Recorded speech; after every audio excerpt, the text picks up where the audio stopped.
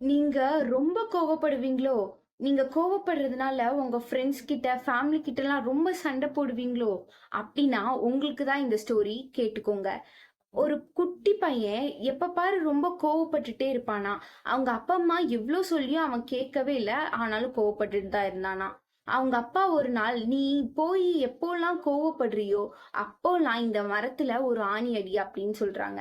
அந்த பையனும் கோவப்படுறப்பலாம் ரொம்ப நாள் அதுல ஆணி அடிச்சுக்கிட்டே இருக்கான். கொஞ்ச நாளுக்கு அப்புறம் அவனுக்கே ஃபீல் ஆகுது. நம்ம கோவப்பட்டு அதுல ஆணி அடிக்கிறதுக்கு பதிலா, நம்ம கோவப்படாம இருந்துட்டோம்னா, அதுல ஆணி அடிக்க தேவையில்லல்ல அப்படின்னு அவன் கோவப்படாம இருக்கான். அவங்க அப்பா கிட்ட போய் சொல்றான். "அப்பா நான் இப்போலாம் கோவப்படுறதே இல்ல. அதனால நான் அந்த மரத்துல ஆணி அடிக்கிறதே இல்ல" அப்படின்னு போய் சொல்றான். அவங்க அப்பா சிரிச்சுக்கிட்டே சொல்றாங்க, "அப்பனா நீ இனிமே எப்போலாம் கோவப்படாம இருக்கியோ, அப்போலாம் அந்த ஆணிய ஒண்ணொன்னா எடுத்துரு" அப்படிங்கிறாங்க.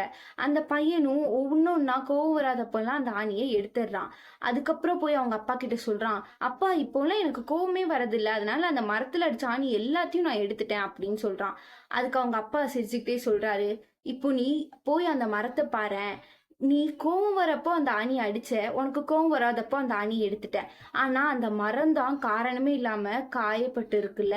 அதோட தழும்பெல்லாம் அந்த மரத்துல இருக்குல்ல" அப்படின்னு சொல்றாரு.